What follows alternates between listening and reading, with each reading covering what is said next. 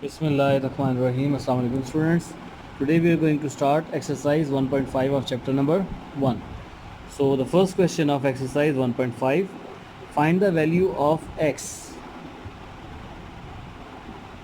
Find the value of x. आपने x की value find करनी है इन द प्रोपोर्शन, और हमारे पास प्रोपोर्शन क्या है 20:50, then double ratio sign 8:x. हमने पिछले लेक्चर में पढ़ा था कि यहाँ पे हमारे पास दो वैल्यूज़ आ जाती हैं. अगर हम इन दोनों को मल्टीप्लाई करें तो that will be the product of mean, और अगर हम इन दोनों को मल्टीप्लाई करें that will be the product of extreme. तो हमने जो डेफिनेशन पढ़ी थी उस डेफिनेशन के मुताबिक प्रोडक्ट ऑफ एक्सट्रीम किसके बराबर है? Product of means, which shows that 20 multiplied by x should be equals to 50 multiplied by 8. अब हमने किसकी वैल्यू फाइंड करनी है? x की. तो इसको हम अकेला कर देते हैं एंड दिस वैल्यू ये यहाँ पे मल्टीप्लाई हो रही है. अगर आप इसको दूसरी साइड पे लेके जाते हो it should be dividing here. यहाँ पे ये ज़ीरो इसके साथ कट ऑफ हो जाएगा. 2 1s are 2, 2 4s are. तो आपके पास क्या वैल्यू आई? x is equals to 5 multiply by 4, x is equals to 20. That is answer of question number 1. 15 suits is 6,750 rupees.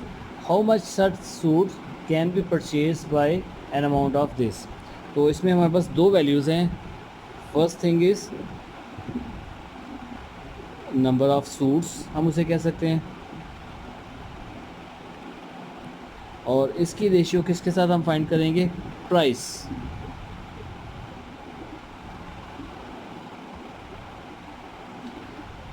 So the price of 15 suit, number of suit कितने हैं? 15. इसकी price है 6,750 rupees. How much such suit can be purchased? तो यहाँ पे हमने क्या कहना है? Let suits is equals to x, क्योंकि हमने उसे फाइंड करना है. तो हम उसे क्या कहेंगे? Let suit is equals to x. तो यहाँ पे आ जाएगा एक्स रेशियो, अभी वैल्यू कितनी है? 4,000. अभी इसके पास अमाउंट है 4,050 रुपीज़.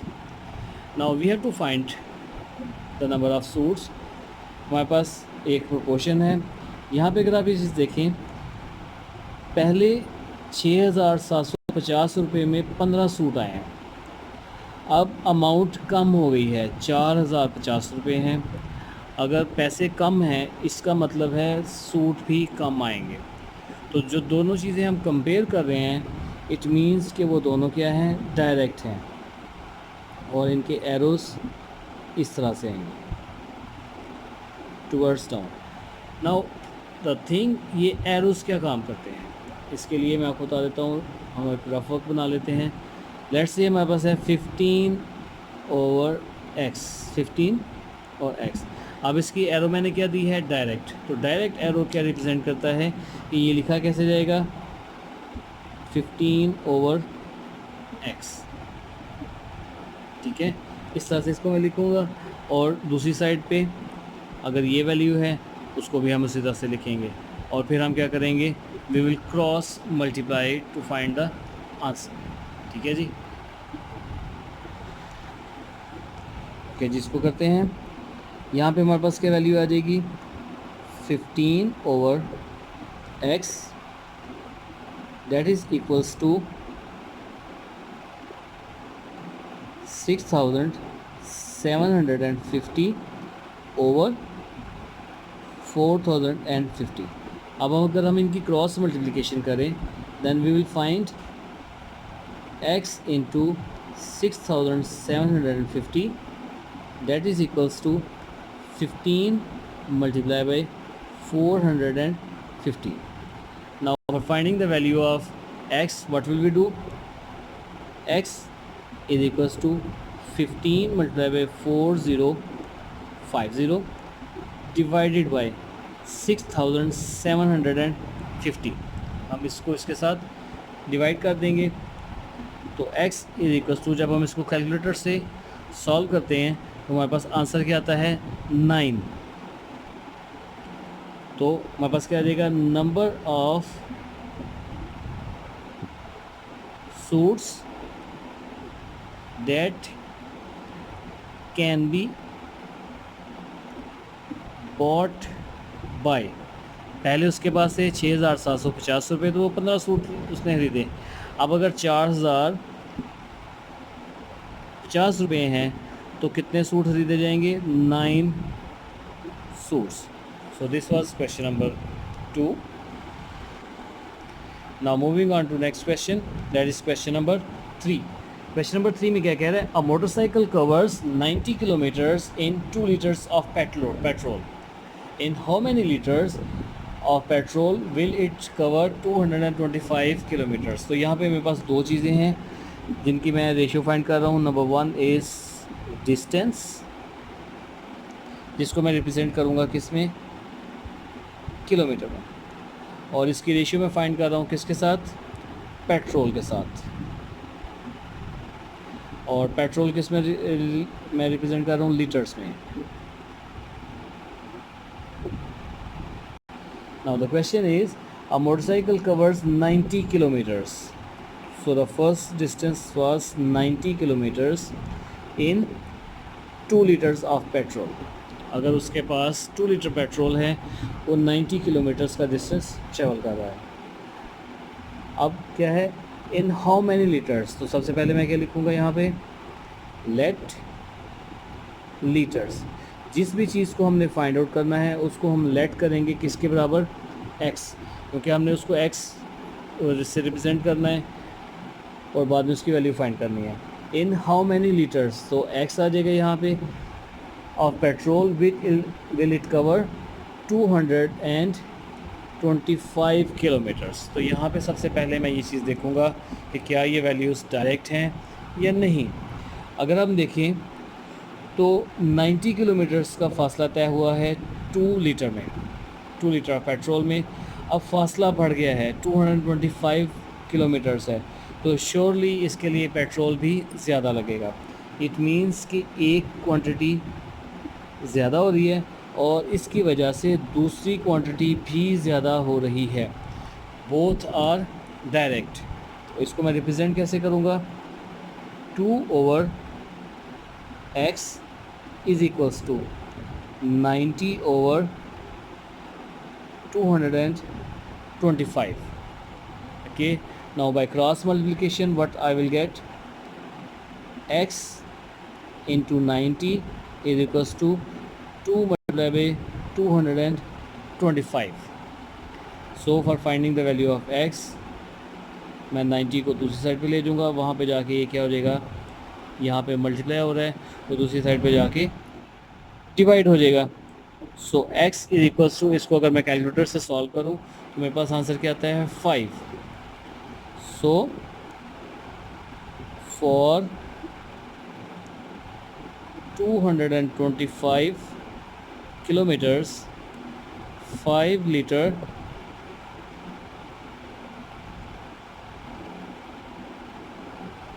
petrol is required. क्या कह रहा है? 6 men can paint a house in 4 days. How long it would take to paint the house in 3 if 3 men are employed? If 3 men are employed. पहले कितने आदमी थे? 6 आदमी थे. और अब कितने आदमी हैं? 3 आदमी. पहले 6 आदमी 4 दिन में घर को पेंट कर रहे थे और अब कितना टाइम लगेगा? So first of all quantities, मेरे पास 2 क्वांटिटीज़ हैं. Man ratio days. تو یہاں پہ how long it would take means days, میں کیا کروں گا late days is اکوس to x. پہلے جو آدمی کام کر رہے تھے دوز ور 6 اور کتنے دن میں کام ہو رہا تھا ان 4 days. Now 3 men are employed and number of days equals to x. تو سب سے پہلے میں یہ چیز فائنڈ آؤٹ کروں گا کہ کیا یہ ڈائریکٹ ہے کہ انورس.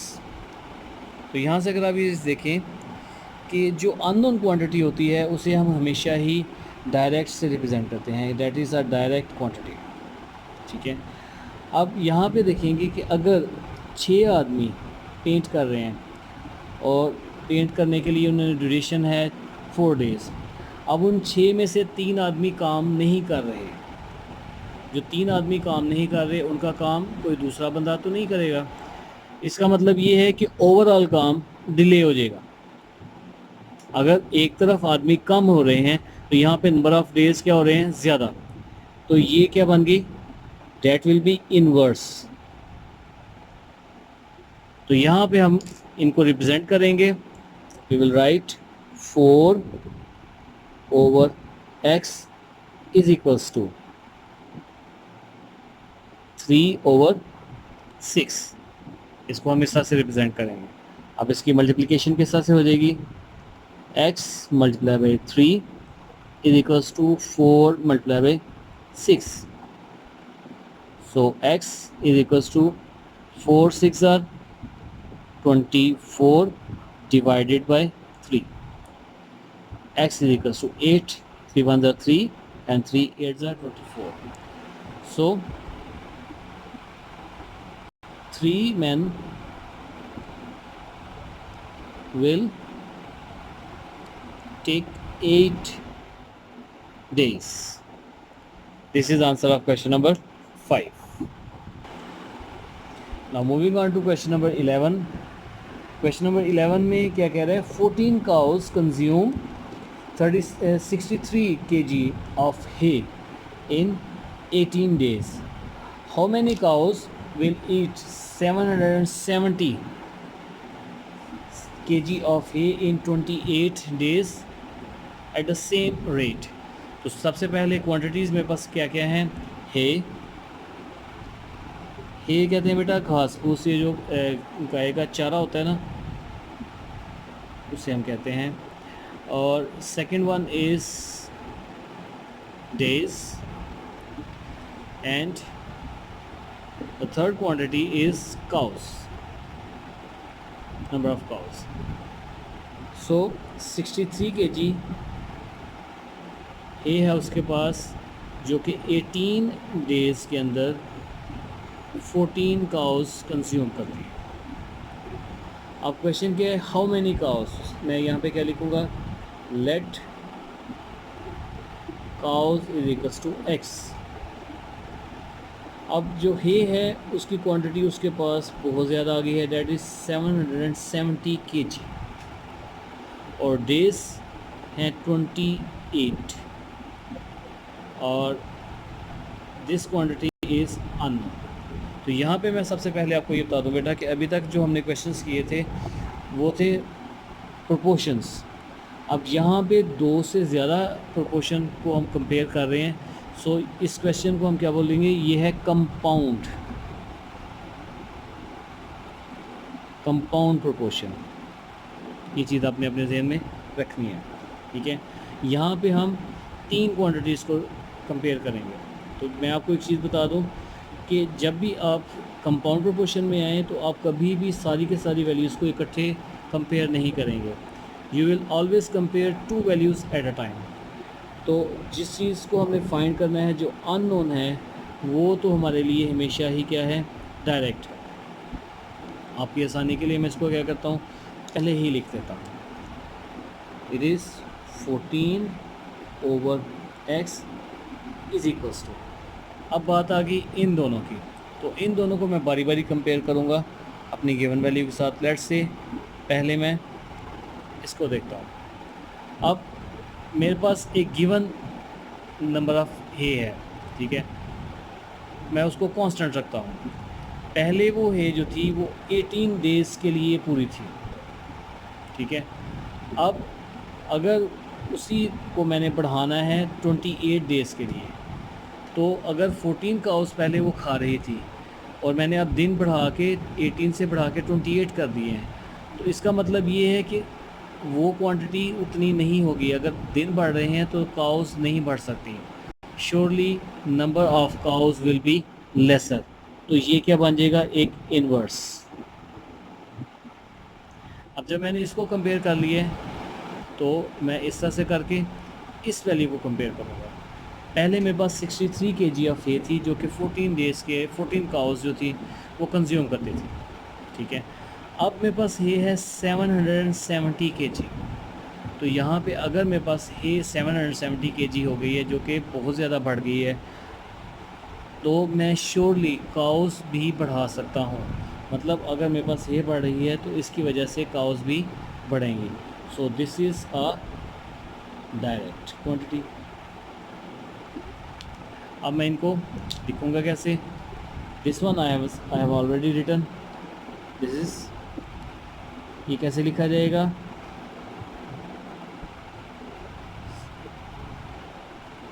تو یہاں پہ یہ ویلیوز آپ کے پاس جی.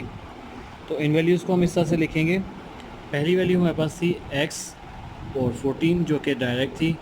یہاں پہ یہ ویلیو انورس تھی اور یہ بھی ڈائریکٹ تھی. ٹھیک ہے.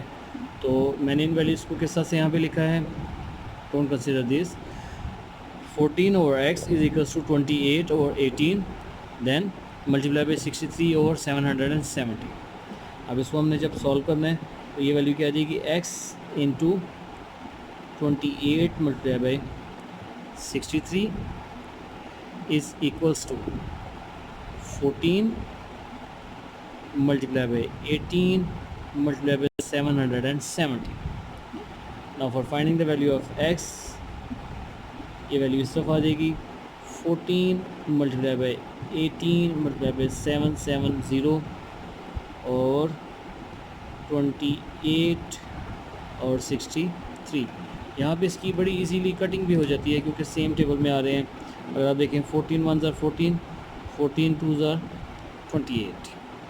Now over here 9 2s are 18 اور 9 7s are 63.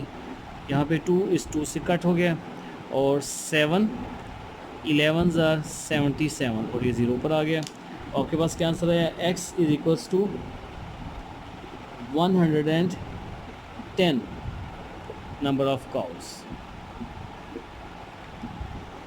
یہ تھے بیٹا آپ کے ایکسرسائز 1.5 کے کویشچنز. ان کی پریکٹس کرنی ہے آپ نے اور ان کو اپنے میتھ کے رجسٹر پہ نوٹ کرنا.